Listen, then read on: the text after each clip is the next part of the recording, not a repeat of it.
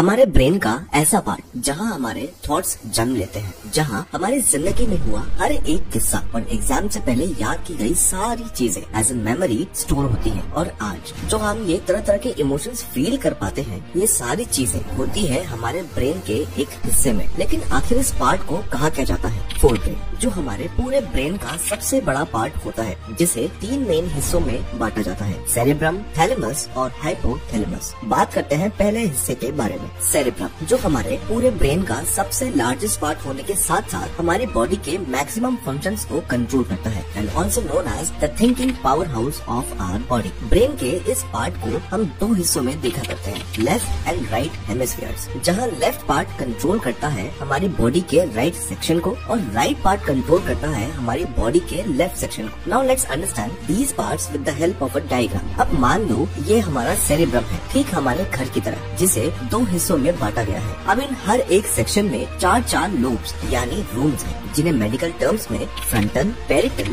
Temporal और occipital lobe कहा जाता है। अब अगर हम इन चारों लोब्स यानी रूम्स के ऊपर एक छत डाल दें, तो इस छत को कहा जाता है cerebral cortex, also known as the outer covering of the cerebrum. Now in the comment section, tell us which of the following is also known as the hard disk of our brain.